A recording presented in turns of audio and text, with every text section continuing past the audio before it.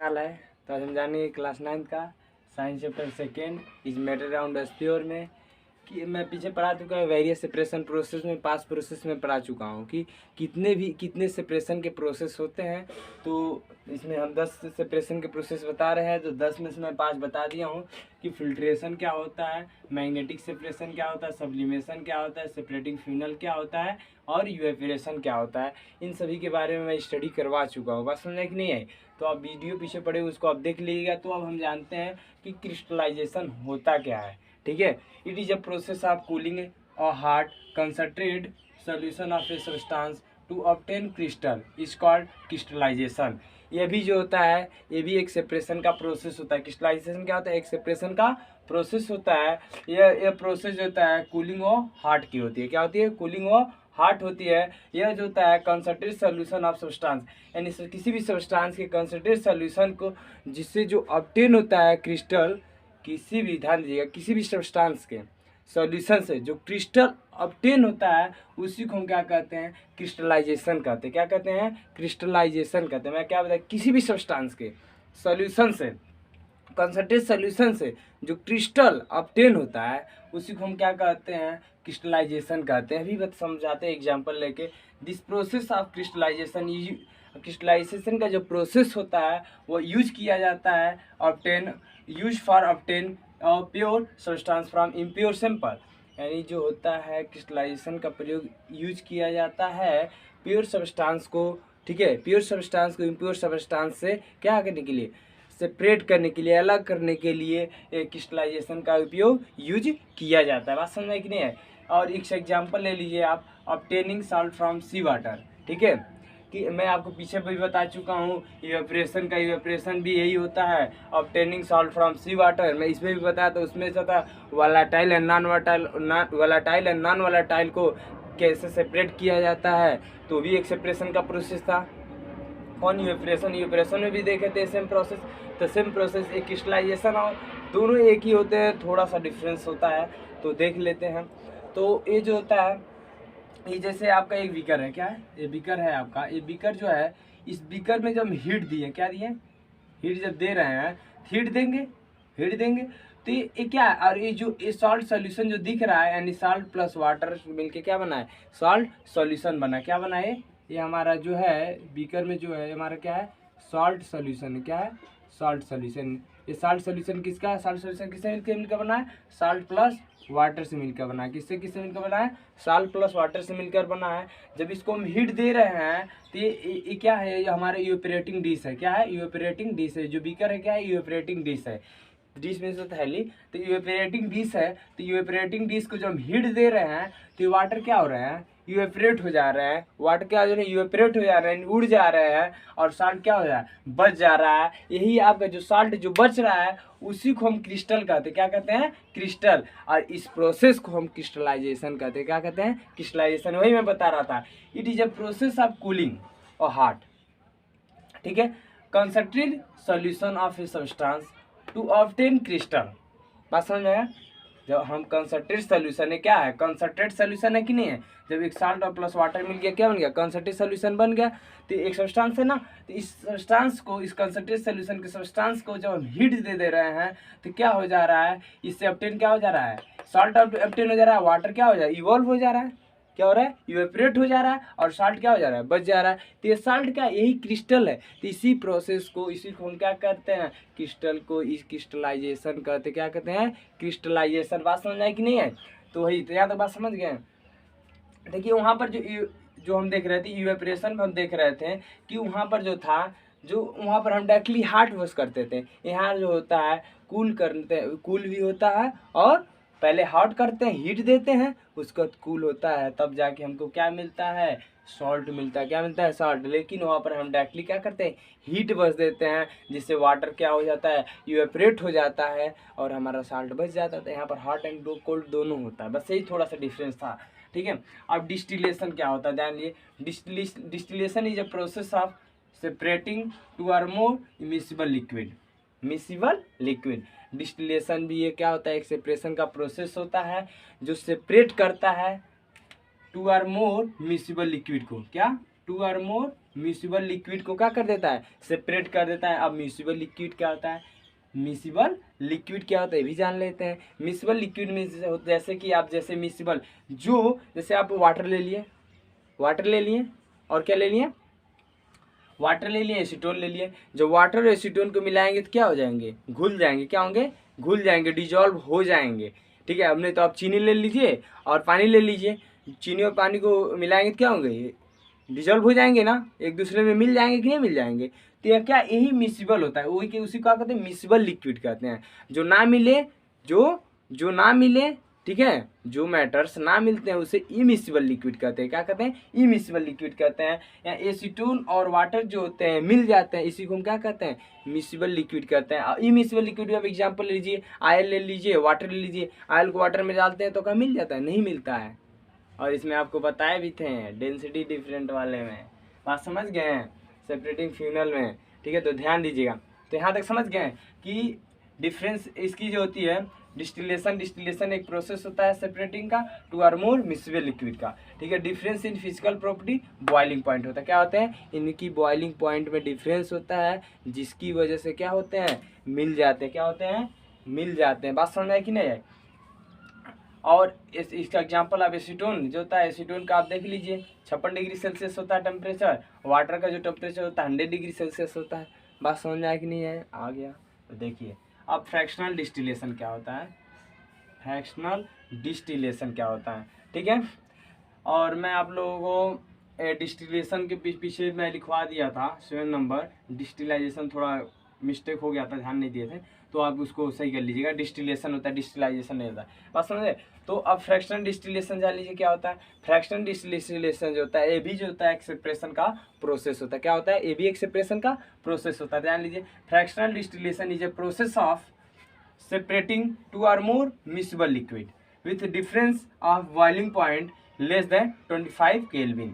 Fractional distillation भी क्या होता है, एक प्रोसेस होता है सेपरेटिंग या सेपरेशन का।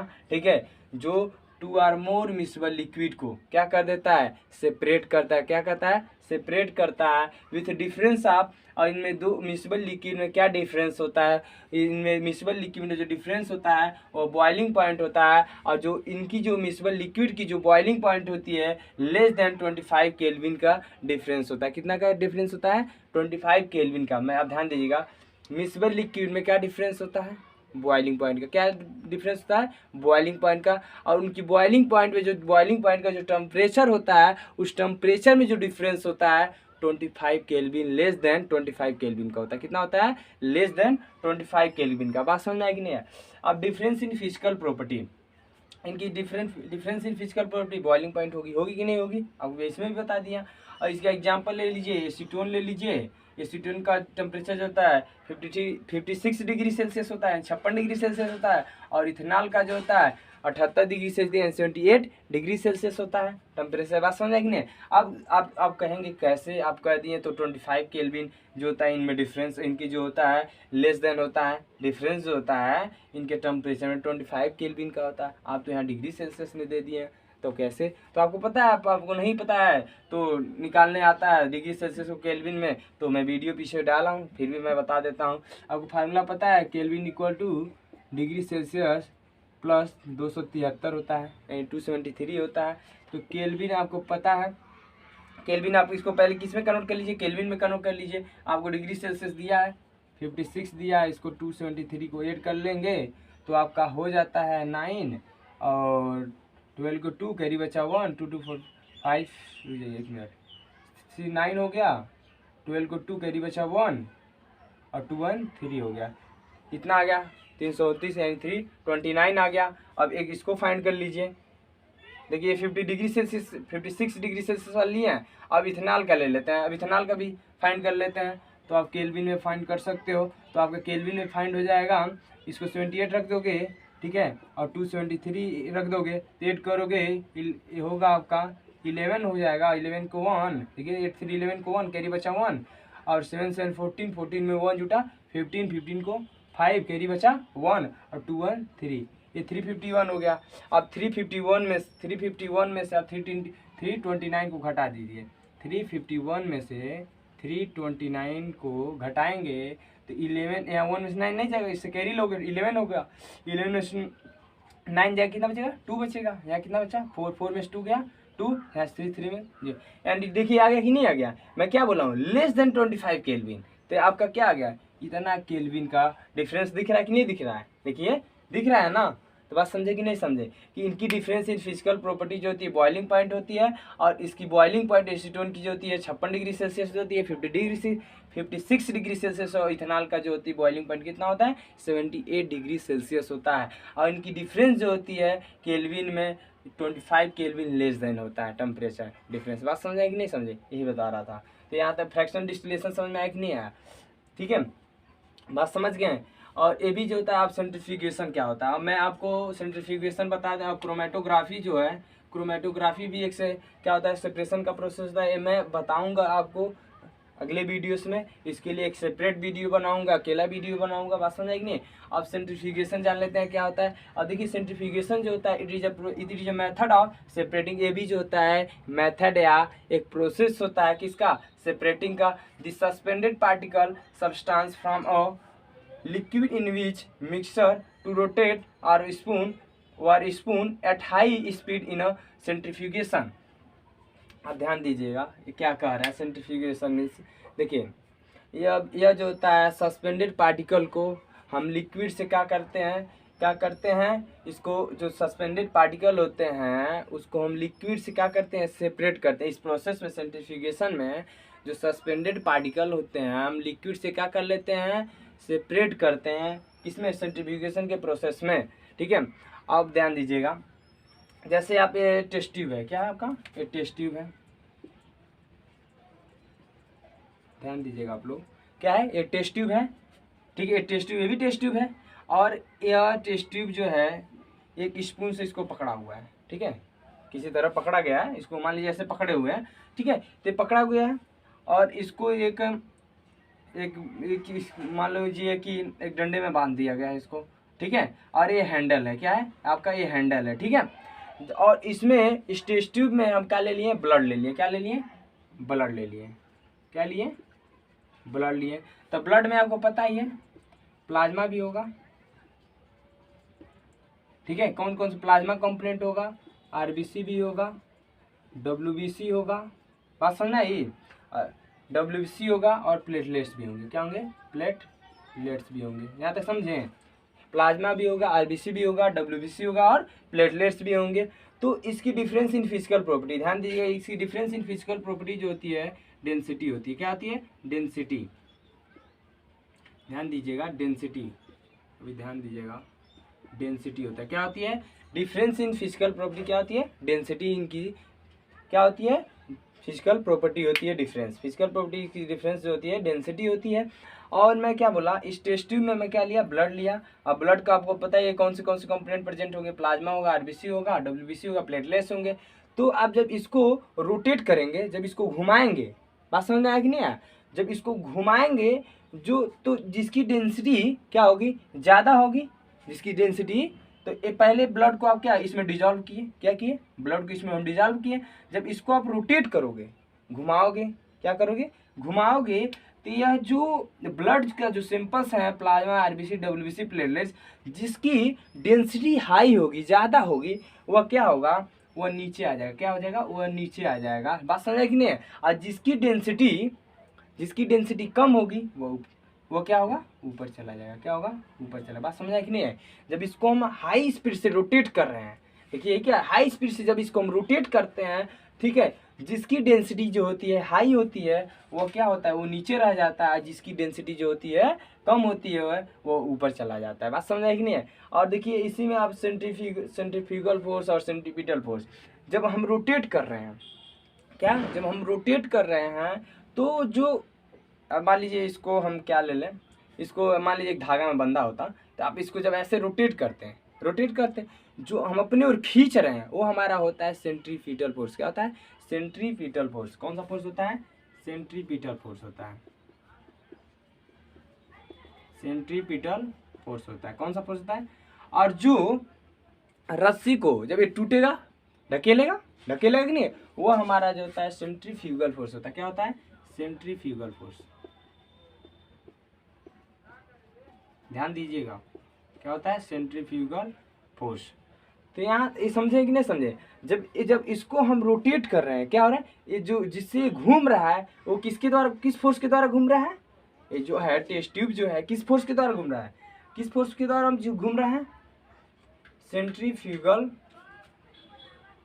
सॉरी सेंट्रीपिटल फोर्स के द्वारा। जो हम ध्यान दीजिएगा जो हम रोटेट कर रहे हैं, जो हम रोटेट कर रहे हैं वो किस फोर्स के द्वारा रोटेट हो रहा है, सेंट्रीपिटल फोर्स के द्वारा। और जो दूर जाता है क्या होता है, जो दूर जाता है ऐसे मान लीजिए ये छूटा मारकर ऐसे दौड़ रहा है, ये घुमा रहे हैं ऐसे खूब स्पीड से, धागा लीजिएगा घुमाइएगा, तो ये जब मारकर छूटेगा तो इसे धम गिरेगा कि नहीं गिरेगा, जब गिरेगा तो ये टूट जा रहा है, दूर जा रहा है, किसके द्वारा जा रहा है, किस फोर्स के द्वारा जा रहा है, सेंट्रीफ्यूगल फोर्स के द्वारा। किस फोर्स के द्वारा, सेंट्रीफ्यूगल के फोर्स के द्वारा। ध्यान दीजिएगा तब यही बताया है कि डेंसिटी की जब बात आ रही है, जिसकी डेंसिटी ज़्यादा होती है तो नीचे बैठ जाता है, जिसकी डेंसिटी कम होती है वो ऊपर चला जाता है। यही केस होता है सेंट्रीफ्यूगेशन में। क्या होता है, सेंट्रीफ्यूगेशन में। तो यदि मेरा वीडियो अच्छा लगा हो तो लाइक कीजिएगा, शेयर कीजिएगा और सब्सक्राइब करना मत भूलिएगा और ऑल पे प्रेस कीजिएगा, जिससे जो भी हमारी वीडियो की नोटिफिकेशन हो आपके पास जाती रहे। देखिए कुछ वीडियो कट गया तो उसको बता रहा हूँ। इसमें टेस्ट ट्यूब है, क्या है आपका, ये टेस्ट ट्यूब है। इस टेस्ट ट्यूब में हम क्या लिए, इस टेस्ट ट्यूब में ब्लड डिजॉल्व किए, और जो ब्लड डिजॉल्व हुआ ब्लड में क्या कौन कौन से सैंपल होते हैं, प्लाज्मा होता है, प्लेटलेट्स होते हैं, क्या होते हैं, प्लेट्स होते हैं, आरबीसी होता है, डब्ल्यूबीसी होता है। समझा। तो जो मैं आपको बताया कि जिसकी डेंसिटी ज़्यादा होगी, जिसकी डेंसिटी ज़्यादा होगी वो क्या होगा, वो टेस्ट ट्यूब में नीचे बैठ जाएगा। क्या होगा, वो टेस्ट ट्यूब में नीचे बैठ जाएगा। और जिसकी डेंसिटी क्या होगी, अब ध्यान दीजिएगा, जिसकी डेंसिटी ज़्यादा होगी टेस्ट ट्यूब के नीचे बैठ जाएगा। जब हम उसको रोटेट करेंगे, घुमाएंगे, किसके द्वारा, सेंट्रीपिटल फोर्स के द्वारा जब घुमाएंगे तो क्या हो जाएगा, वो टेस्ट ट्यूब में नीचे बैठ जाएगा। और जिसकी डेंसिटी कम होगी वो ऊपर चला जाएगा। क्या होगा, ऊपर चला जाएगा। यही बताया तो ठीक है। तो समझ आ गया कि नहीं आ गया। तो जो वीडियो नीचे कटा हुआ था मैं ऊपर बता दिया, यही बस लिखा था। तो समझ आ गया कि नहीं आ गया।